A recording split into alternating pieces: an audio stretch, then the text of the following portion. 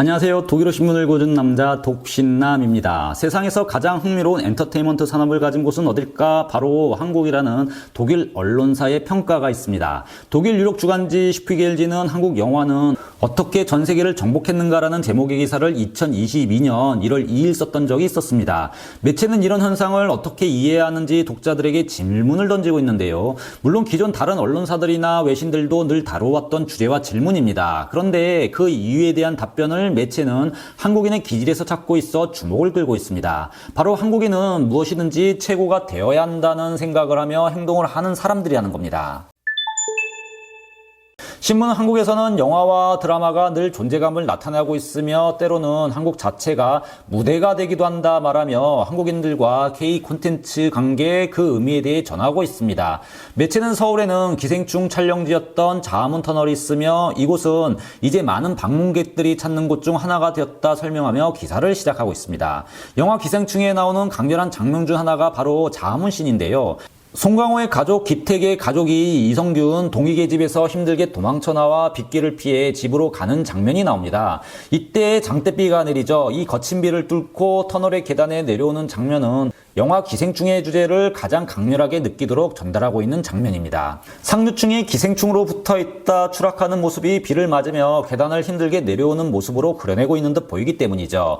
바로 사회 빈곤층의 모습, 냉혹한 자본주의의 모습을 그대로 그려내고 있다는 것이 이 씬을 통해 알 수가 있는 건데요. 그런데 이런 영화 또는 드라마에서 강렬한 모습을 그려내며 세계인들의 기억에 담긴 장소들이 한국에는 이제 곳곳에 있다는 겁니다. 그리고 실제 조그만 인터넷을 검색해봐도 이를 알 수가 있죠. 예를 들어 밥 잘 사주는 예쁜 누나 촬영지였던 경복궁 건너편에 있는 올리바 가든 등을 쉽게 찾을 수가 있습니다. 이렇게 K 콘텐츠가 세계적인 인기를 끌면서 한국 자체가 이제 K 콘텐츠 무대가 되어가고 있다 주장을 하고 있는 건데요. 기사는 이태원 클래스를 예로 들고 있습니다. 넷플릭스 드라마 이태원 클래스는 서울 이태원을 위한 오마주가 되었다고 평가하고 있습니다. 이처럼 신문은 많은 경우 현실과 픽션이 녹아 그 경계가 허물어진다는 것을 확인도 할 수 있다고 말하고 있습니다. 오징어 게임 대성공 후 몇 주 지나 서울 올림픽 공원에는 3m 높이의 오징어 게임을 상징하는 인형이 세워지기도 했다 전하고 있죠. 그리고 신문은 나라 자체가 무대의 현장이 되었다 강조하고도 있습니다. 이는 한국 콘텐츠 생산 그 양도 이제 적지 않지만 수많은 히트작들을 통해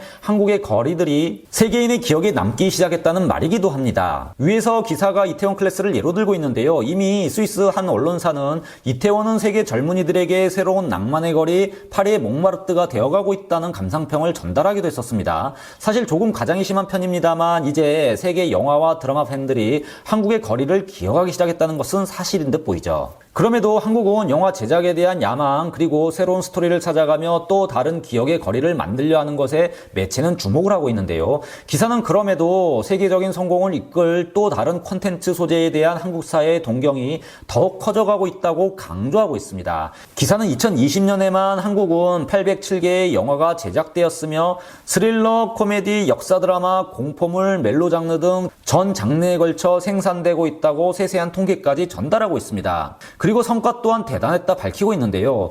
2004년 올드보이는 칸느에서 놀라운 성과를 냈으며 심사위원 대상에 오른 것을 언급하고 있습니다. 이는 아주 서프라이징한 결과였다고 밝히고 있는데요. 그 후 한국 영화는 전 세계 비평가들 사이에서 영화 세계 중 가장 흥미로운 곳으로 인지되고 있다고 밝히고 있습니다. 이런 한국 영화의 저력은 바로 기생충에서 더욱더 확인이 된 건데요. 매체는 기생충은 4개의 오스카상을 거머쥔 작품으로 새롭고 예술적이며 생동감 있게 이야기를 풀어낸 한국에서 온 작품이라고 평가하고 있고요. 그러면서 이제 언어의 장벽을 뛰어넘고 있음도 시사하고 있습니다. 물론 이에는 기술적인 환경이 바뀌었기 때문이라는 점도 거론하고 있습니다. 넷플릭스 같은 OTT 플랫폼 업체 또는 유튜브 같은 플랫폼의 등장으로 전 세계가 더욱더 연결되어 있기 때문이라고 강조합니다. 그 연결성이 강화되고 있기에 예전보다 다른 문화에 대한 수용력이 더 빨라지고 있다는 설명인 것이죠.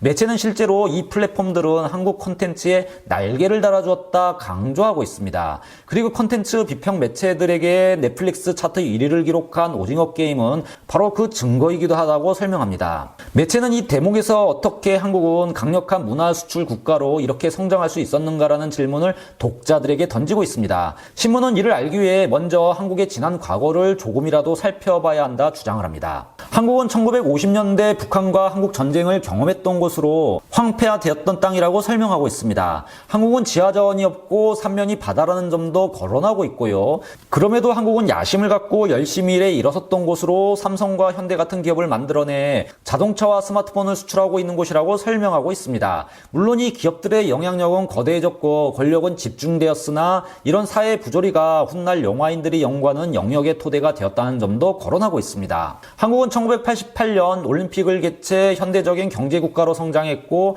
영화에서 사전 검열이 사라지고 예술활동의 자유가 보장되면서 한국은 영화 시장에서 수많은 실험을 해왔다 강조합니다. 즉 매체는 한류 콘텐츠의 명성이 하루아침에 만들어진 것이 아닌 그동안 수많은 한국 영화인들의 노력이 쌓여 이런 세계적인 결과를 낳고 있다는 것에 주목하고 있는 겁니다. 그리고 그 후부터 사회적 빈부격차, 정치적 배제에 대해 더 이상 용인하지 않겠다는 결의를 보인 것이 한국 영화라고 강조하고 있습니다. 그동안 한국 대중문화는 불평등을 다루어왔고 시선을 사회 약자들에게 맞춰왔다 분석하고 있습니다. 영화 기생충 동안 위와 아래에 관한 얘기이며 큰 집에 사는 부자와 지하실에 사는 가난한 삶에 관한 얘기라고 설명하고 있습니다. 이런 한국 영화의 맥락은 공포 영화에서도 볼 수 있다고 전하고 있는데요. 신문은 영화배우 공유가 주연한 부산행을 거론하고 있습니다. 부산행은 좀비 영화이지만 사회 비판이 담겨있는 영화로 평가하고 있습니다. 주인공 공유는 좀비에 대항해 싸우지만 펀드 매니저인 그가 투자에 관여한 기업이 좀비의 원인을 제공, 이 악몽이 시작되었다 전합니다. 맹목적인 자본주의가 초래한 결과 앞에 자본을 쫓아 살아온 주인공이 처절하게 싸워야 하는 모습을 그리고 있다는 것이죠. 뿐만 아닙니다. 매체는 또 봉준호 감독의 괴물도 예를 들고 있습니다. 기사는 미군의 독극물 방류가 영화의 모티브가 되고 있으며 미군이 실제 인체 유해 물질을 아무 정화 없이 방류했던 당시 사회적 비판도 거론하고 있습니다. 이런 사회 비판, 특히 자본주의 비판을 담은 대표적인 K 콘텐츠가 바로 오징어 게임이라고 전하는데요. 주인공 이정재는 자신이 진 빚 채무를 갚기 위해 삶과 죽음을 놓고 게임에 참여하고 있다며 드라마의 내용을 전달하고 있습니다. 매체는 이 모든 성공한 K 콘텐츠들은 바로 정의롭지 못한 사회를 그려내고 있다는 공통점이 있다 분석하고 있습니다. 그러나 여기에는 또 다른 K 콘텐츠의 성공 방정식이 나옵니다. 매체는 바로 얘기를 간단히 풀어내고 있다 강조하고 있는데요. 최근 고유의 바다가 왜 실패했는지 이 관점에서 보면 명확히 나오고 있는 것이죠. 얘기가 너무 길었던 거죠. 간단 명료히 전달이 안 되었던 겁니다. 즉 사회적 비판 요소, 무거운 사회적 이슈를 부각하는 대신 이야기는 아주 간단해지고 있다고 설명하고 있습니다. 매체는 이창동 감독의 말을 인용, 최근 한국 영화는 계속해서 심플해지는 경향이 있고 대중들은 간단한 스토리를 좋아하는 것처럼 보인다고 전하고 있습니다. 이렇게 세계적으로 성공한 작품을 계속해서 내놓고 있는 K 콘텐츠는 심플한 스토리를 연속해서 생산해내고 있지만 그 뒤에는 사회 비판이라는 진중한 테마를 들고 나오고 있다는 겁니다. 간단한 스토리 전달에도 현 시대의 문제들을 거론하며 모두 공감하게 하는 깊은 생각을 요구하는 콘텐츠를 만들고 있다는 겁니다. 또 중요한 것은 K 콘텐츠가 지금 시대에 맞는 정확한 질문을 던지고 있다는 사실입니다. 매체는 이 대목에서 왜 한국에서 나오는 스토리들은 이렇게 시대에 맞는 질문을 생산하고 있을까라고 독자들에게 묻고 있습니다. 그리고 한국은 어떻게 이처럼 대중적으로 인기를 끌고 있는 작품들을 만들어낼 수 있을까라는 질문 또한 던지고 있습니다. 매체는 이에 대해 가장 질 좋은 최고의 작품을 만들어야 한다는 한국인 특유의 압박감에서 그 이유를 찾고 있는 듯합니다. 기사는 심리학자이자 작가인 황상민 씨와 인터뷰를 통해 그 답을 찾고 있습니다. 매체는 K 콘텐츠는 인간적 동경과 욕구를 특별한 방법으로 잡아내고 있다 설명을 하고 있는데요. 특히 한국인들은 매우 감정적이며 표현이 강한 사람들이라고 전하고 있습니다. 즉 표현하는 데 남다른 능력이 있다는 것이죠. 같은 주제라도 새로운 방식으로 얘기를 전달할 줄 안다는 겁니다. 여기에 한국인들은 늘 최고가 되어야 한다는 생각을 가지고 있다는 황상민 씨의 말을 전하고 있습니다. 한국인은 사진을 찍으면 최고의 카메라를 가지고 싶어 한다 말을 합니다. 또 한국인들은 언제나 다른 사람들에 비해 더 좋아야 한다는 생각을 가지고 있고 그러면서 사회적 정체성을 찾고 있다. 그래서 늘 남과 비교하는 습관이 있다는 황상민 교수의 말도 전하고 있습니다. 글쎄 이 얘기를 어떻게 봐야 할까요? 사실 조그마한 것에도 행복을 느끼지 못하는 한국인의 단표적인 모습이기도 합니다. 바로 단점이기도 한 것이죠. 그러나 이런 단점이 엄청난 결과를 만들어내는 이유이기도 하다는 것을 매체는 주목하고 있는 것이죠. 황상민 교수는 한국 사회는 수시로 변화하고 있으며 그 변화에는 새로운 것과 흥미로움에 대한 욕구가 가득하다고 분석합니다. 그리고 영화를 만들면 최고를 만들어야 한다는 생각도 지배적이라고 전하고 있죠. 최고가 되고 세계적인 성공을 거두기 위한 인프라를 한국은 지난 수십 년간 구축해왔다고 매체는 보도도 하고 있습니다. 신문은 먼저 K 콘텐츠는 아시아에서 성공을 거두고 전 세계로 퍼져나가는 공식을 따르고 있다고 전합니다. 이런 인프라 구축은 작용에 대한 반작용이었는데요. 아시아 금융 위기가 있었고 당시 대통령이었던 김대중 대통령은 90년대 말 사고의 전환을 하게 되었다고 밝히고 있습니다. 바로 한국 문화 수출이 미래의 고급스러운 경제 분야가 될 수 있다는 것을 인지했다 밝히고 있죠. 당시 정부는 엔터테인먼트 기업들과 협업을 하며 문화 예산을 증액해왔고 한류를 지원해왔으며 현재 한류는 K-팝을 필두로 K-푸드, K-드라마, K-코스메틱, K-패션을 아우르고 있다고 밝히고 있습니다. 그리고 겨울튼 작품은 한국을 넘어 팬을 확보하는 현상이 나타났다고 설명합니다. 2004년 일본에서는 배우 배용준 씨를 보기 위해 줄을 서서 기다렸고 당시 수상이었던 고이즈미 주니치로보다 인기가 많았던 인물이 바로 배우 배용준 씨라고 전하고도 있습니다. 그 후 한국 멜로 드라마는 서양의 작품들보다 폭력과 선정적인 장면이 덜하지만 아시아에서 대단한 인기를 끌었었다고 설명하고 있습니다. 즉 인기를 끌던 기존 헐리우드 방식에 벗어나 독창적인 한국 콘텐츠의 표현 방법이 성공 이유라는 겁니다.